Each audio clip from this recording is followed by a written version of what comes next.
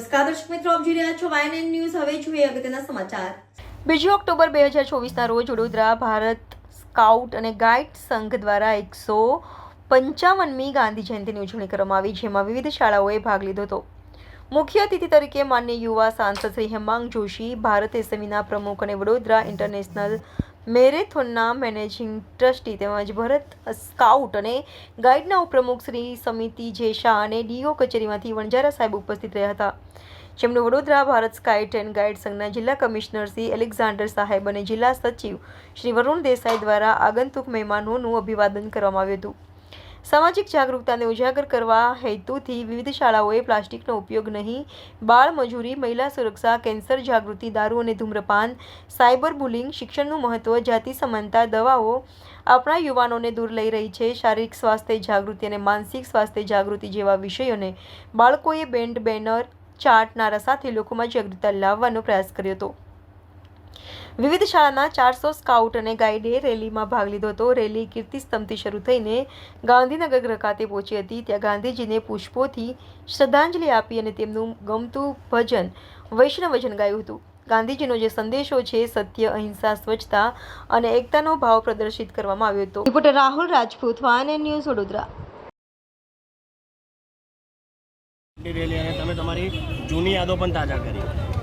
આજે મહાત્મા ગાંધીજીના જન્મજયંતિ નિમિત્તે Bharat scout and guide Vadodara જિલ્લા દ્વારા આજે ખૂબ મોટી એક જનજાગૃતિની રેલીનું સ્કાઉટ એન્ડ ગાઈડના બાળકો વિદ્યાર્થીઓ દ્વારા આયોજન કરવામાં આવ્યું.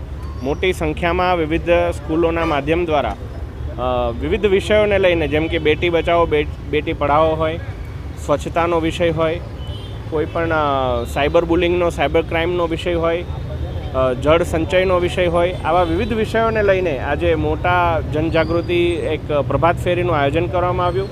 ખૂબ સુંદર આ પ્રભાત ફેરી હતી અને આ પ્રભાત ફેરીની અંદર જ્યારે હું નાનો હતો ને હું પોતે સ્કાઉટ ગાઈડમાં જે પ્રકારે ભાગ લેતો હતો એ બદલ જે વાલીનું પણ જે યોગદાન હોય છે આ સમગ્ર કાર્યમાં, એમાં વાલીઓને પણ બિરદાવ્યા અને આપના સૌના માધ્યમથી આ સ્કાઉટ ગાઈડના વિદ્યાર્થીઓને, આયોજકોને ખૂબ ખૂબ અભિનંદન પાઠવું છું અને સાથે સાથે ગાંધી જયંતિની હાર્દિક શુભેચ્છાઓ પાઠવું છું.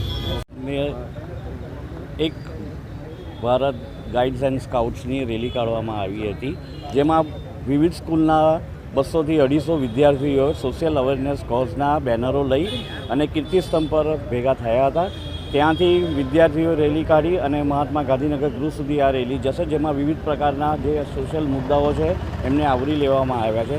ખૂબ જ સારા પ્રમાણમાં સ્કાઉટ્સના વિદ્યાર્થીઓએ આજે પ્રદર્શન કર્યું હતું અને ખૂબ ડિસિપ્લિનરી એ લોકોએ રેલી કાઢી હતી.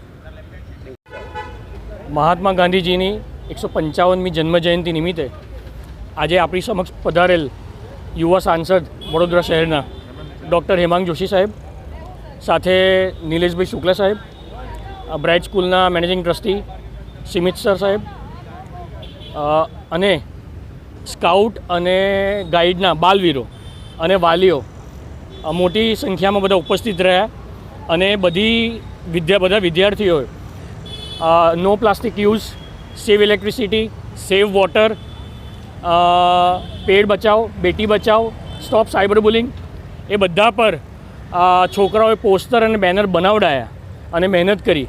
તે સૌ માટે હું વડોદરા શહેરના સ્કાઉટ અને ગાઈડ બધાનું આભારી છું. અને આજે સરસ પ્રોગ્રામ રહ્યો. છેલ્લા કદાચ 10 વર્ષ પછી આ રેલીનું આયોજન સ્કાઉટ અને ગાઈડના દ્વારા કરવામાં આવ્યું છે. તે માટે હું દરેકનું અભિવાદન કરું છું. Thank you. અસ્તુ. હું વરુણ દેસાઈ, વડોદરા જિલ્લા ભારત સ્કાઉટ અને ગાઈડનો જિલ્લા સચિવ છું અને નવયુગ ઇંગ્લિશ મીડિયમ સ્કૂલ, નવયુગ ફતેગંજ સ્કૂલ, એમાં પણ હું સંચાલક છું. Subscribe now and press the bell icon. Never miss an update.